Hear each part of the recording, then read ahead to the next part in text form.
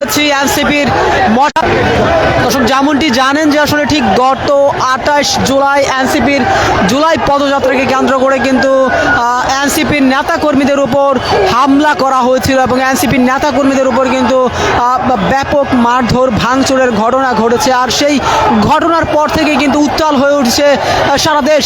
রাজধানী ঢাকার বিভিন্ন জায়গায় কিন্তু এনসিপির নেতাকর্মীদের বিক্ষোভ মিছিল আমরা ঠিক দেখতে পাচ্ছিলাম এবং দেখতে পেয়েছি।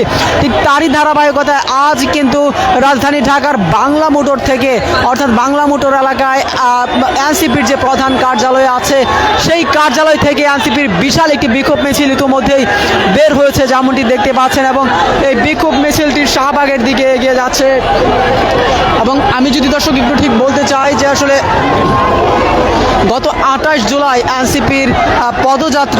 এনসিপির জুলাই পদযাত্রায় কিন্তু এনসিপির নেতাকর্মীদের উপর হামলা এবং ভাঙচুরের ঘটনা ঘটে। আর সেই হামলা এবং ভাঙচুরের ঘটনায় এনসিপির হবিগঞ্জের একজন নেতা বলা যেতে পারে অর্থাৎ শ্রমিক শক্তির সংগঠক আলিফের উপর কিন্তু হামলা হয় এবং আলিফের উপর আঘাত এতটাই গুরুতর হয় যে আলিফ কিন্তু ঠিক গুরুতর আহত হয়েছেন এবং আলিফের ঠিক যদি একটু বলতে চাই একটি চোখ কিন্তু নষ্ট হয়েছে ইতিমধ্যে এবং শুধু একটি চোখ নয় আলিফের আরেকটি চোখও কিন্তু এখন ঠিক ইতিমধ্যেই নষ্টের পথে।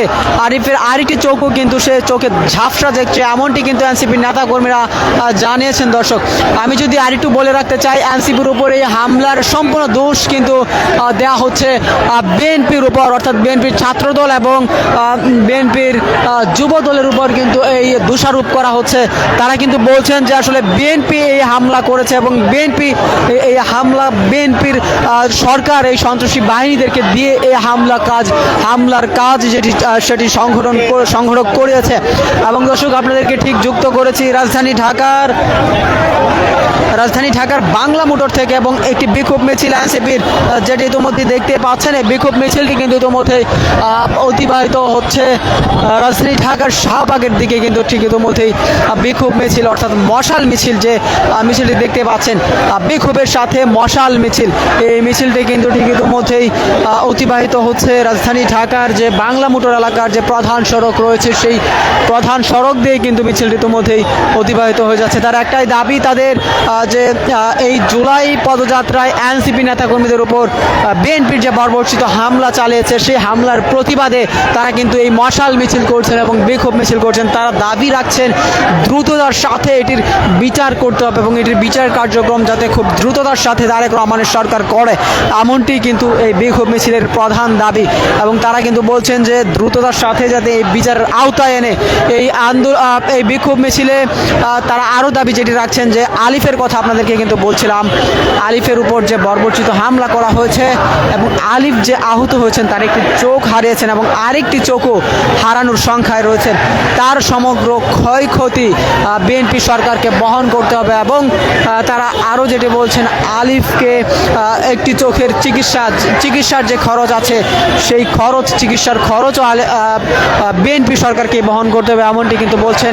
আরও তারা দাবি রাখছেন যে আলিফের যে একটি চোখ হারিয়েছে ইতিমধ্যেই এই চোখের ক্ষতিপূরণ আলিফের পরিবারকে দিতে হবে। আর তারই দাবিতে কিন্তু দর্শক বিক্ষোভ মিছিল এবং সেই বিক্ষোভ মিছিল প্রাঙ্গণ থেকে কিন্তু আপনাদেরকে যুক্ত করছি এবং আপনারা ঠিক ইতিমধ্যেই দেখতে পাচ্ছেন বিক্ষোভ মিছিলের দৃশ্য। বিক্ষোভ মিছিলটি কিন্তু ইতিমধ্যেই মশাল হাতে গুড়ি পায়ে কিন্তু শাহবাগ চত্বরের দিকে এগিয়ে যাচ্ছেন। আমি যদি ঠিক একটু মিছিলের দৃশ্যটি দেখানোর চেষ্টা করি ঠিক এই মিছিলে কিন্তু ঠিক পুলিশের যে অবস্থান বা সিকিউরিটি সেটিও কিন্তু আমরা ঠিক ইতিমধ্যে দেখতে পাচ্ছি।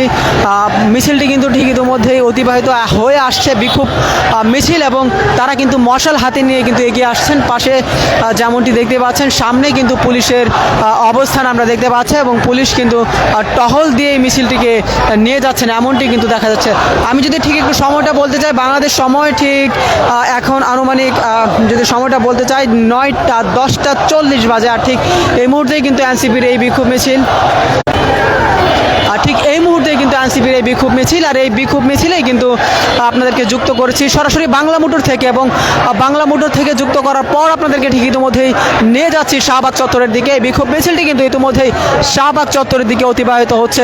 দর্শক, আপনাদেরকে আমি যদি আরেকটু জানিয়ে রাখতে চাই, এই হামলাকে কেন্দ্র করে রাজধানীর ঢাকায় আজকের যে বিক্ষোভ মিছিল অনুষ্ঠিত হচ্ছে, অর্থাৎ মশাল মিছিল অনুষ্ঠিত হচ্ছে, এর পেছনের প্রেক্ষাপটটি যদি আপনাদেরকে ঠিক একটু বলতে চাই, হবিগঞ্জে যে হামলা হয়েছে, অর্থাৎ সিলেটের যে হবিগঞ্জ রয়েছেন, হবিগঞ্জে যে হামলা হয়েছে, অর্থাৎ সিলেটের যে হবিগঞ্জ সদরের এনসিপির জুলাই পদযাত্রার যে বিক্ষোভ মিছিল, সেটি প্রবেশ করার ঠিক যখন প্রবেশ করবে তখন কিন্তু বিক্ষোভ মিছিলটি নানানভাবে বাধাপ্রাপ্ত হচ্ছিল, এবং এনসিপি নেতাকর্মীরা যেমনটি জানিয়েছেন যে তারা বাধাপ্রাপ্ত হয়েছিল পুলিশের মাধ্যমে। পুলিশ কিন্তু তাদেরকে বাধা দিয়েছিল। দর্শক, ঠিক ইতিমধ্যেই উত্তাল হয়ে উঠেছে বিক্ষোভ মিছিল। দর্শক, যে বিক্ষোভ মিছিলটি ইতিমধ্যেই মশাল নিয়ে এসেছিল সেটি কিন্তু উত্তাল হয়ে উঠেছে, এবং দর্শক যেমনটি বলছিলাম ঠিক হবিগঞ্জের কথা, হবিগঞ্জ কিন্তু ঠিক এই জুলাই পদযাত্রার যে এনসিপি নেতাকর্মীদের আগমন, সেই আগমনকে ঘিরেই কিন্তু এই সংঘাত বাধে, এবং এই সংঘাত আজ ঠিক বিক্ষোভ মিছিলে রূপান্তর হয়েছে। আমি যদি বলতে চাই, এনসিপি কিন্তু সারা দেশের বিভিন্ন জায়গায় ঠিক গত 20 দিন ধরেই ভ্রমণ করছেন, এবং তৃণমূল পর্যায় থেকে এনসিপির যে বার্তা রয়েছে সেই বার্তা দিচ্ছেন, জুলাইয়ের বার্তা দিচ্ছেন। তারই ধারাবাহিকতায় নেত্রকোনার যে জুলাই পদযাত্রা, সেই নেত্রকোনায় জুলাই পদযাত্রা করেছেন এনসিপির নাহিদ ইসলাম এবং সার্জিস আলম সহ বিভিন্ন নেতাকর্মীরা। সেই নেত্রকোনার পদযাত্রা শেষেই কিন্তু তারা পরবর্তী যে পদযাত্রাটি করেছেন সেটি কিন্তু ছিল সিলেটের হবিগঞ্জে, এবং সিলেট জেলার হবিগঞ্জে যখন তারা প্রবেশ করে ঠিক সদরেই কিন্তু তাদেরকে প্রবেশ করতে দেওয়া হচ্ছিল না। পুলিশ তাদেরকে নানানভাবে বাধা দিচ্ছিল এনসিপি নেতাদের, এবং তারা আরও যেমনটি জানিয়েছেন এনসিপি নেতারা যে তাদেরকে বালু ট্রাক দিয়ে, অর্থাৎ সামনে বালু ট্রাক দিয়ে তাদেরকে আটকানোর চেষ্টা করা হয়েছে। সকল বাধা উপেক্ষা করেও কিন্তু এনসিপির এই গাড়ি বহরটি সিলেটের যে হবিগঞ্জ সদর, সেই সদরে কিন্তু তারা ঢুকে গিয়েছিল, কিন্তু ঢুকার পরপরই ঘটে তাদের সাথে যে বর্বরচিত ঘটনা, তাদের উপর কিন্তু নির্মম আক্রমণ এবং হামলা হচ্ছে, এবং সেই হামলায় কিন্তু ব্যাপক ভাঙচুর করা হয়েছে। ঠিক সেই ভাঙচুরে কিন্তু এনসিপির গাড়ির বিভিন্ন ক্ষতি হচ্ছে, গাড়ি ভাঙচুর করা হয়েছে, এনসিপির বিভিন্ন নেতাদের উপর আক্রমণ করা হয়েছে। এবং আমি যদি দর্শক একটু বলতে চাই, তখন কিন্তু গণমাধ্যম কর্মীদের উপরও হামলা হয়েছিল, অর্থাৎ এনসিপির এই জুলাই পদযাত্রায় যে গণমাধ্যম কর্মীরাও গিয়েছিলেন তাদের উপরও কিন্তু হামলা হয়েছে, এমনটি কিন্তু আমরা জানতে পারি। এবং ঠিক এই হামলায় এনসিপির হবিগঞ্জের যে ছাত্র শক্তির যে সংগঠক রয়েছেন তার উপর কিন্তু বর্বরচিত হামলা করা হয়, এবং সেই হামলায় কিন্তু সেই ছাত্র শক্তির যে সংগঠকের কথা বলছিলাম, অর্থাৎ আলিফ, আপনারা যেমনটি জানেন আলিফ কিন্তু চোখ হারিয়েছে ইতিমধ্যে। সেই আলিফের চোখটি কিন্তু ঠিক তখনই গিয়েছে এই ছাত্র দলের হামলায়, কিন্তু রডের আঘাতে তার একটি চোখ কিন্তু ঠিক জায়গাতেই নষ্ট হয়ে যায়, এবং অপর একটি চোখও কিন্তু ইতিমধ্যেই সংখ্যায় রয়েছে। এবং আমি যদি দর্শক একটু আপনাদেরকে জানাতে চাই, এই হামলাকে কেন্দ্র করে কিন্তু ঠিক হবিগঞ্জ থানায় 13 জনের নামে মামলা করা হয়েছে, এবং হবিগঞ্জ থানার যে থানাধীন যে ছাত্র দলের সভাপতি রয়েছেন রাজীব নামের যে সভাপতি, ঠিক রাজীব আহমেদের নামে কিন্তু মামলা দায়ের করা হয়েছে, তাকে কিন্তু প্রধান আসামি করা হয়েছে। এবং আমি যদি আর একটু বলতে চাই 100 জনের অজ্ঞাতনামা 100 জনের উপরও কিন্তু মামলা দায়ের করা হয়েছে, এবং অজ্ঞাতনামা 100 জনকে কিন্তু ঠিক অজ্ঞাতনামা 100 জন সহ ঠিক 13 জনের নামে কিন্তু মামলা করা হয়েছে হবিগঞ্জ থানায়। তবে 2 দিন পেরিয়ে গেলেও এখনও কিন্তু কাউকে গ্রেফতার করা হয়নি। এবং দর্শক, আমরা যেমনটি দেখেছি সামাজিক যোগাযোগ মাধ্যমে হামলার পর হামলাকারীরা কিন্তু তাদের সোশ্যাল মিডিয়া, ফেসবুক এবং ইউটিউব, টিকটক সহ বিভিন্ন জায়গায় কিন্তু হামলার ভিডিও ফুটেজ প্রকাশ করেছে।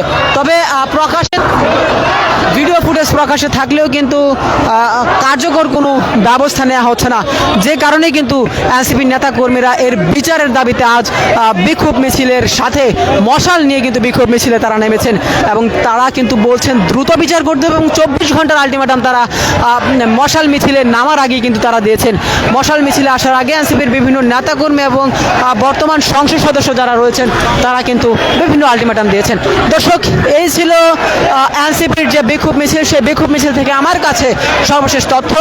এতক্ষণ আপনাদের সাথে সরাসরি রাজধানী ঢাকার প্রধান সড়ক থেকে যুক্ত ছিলাম আমি আল ফাহাদ।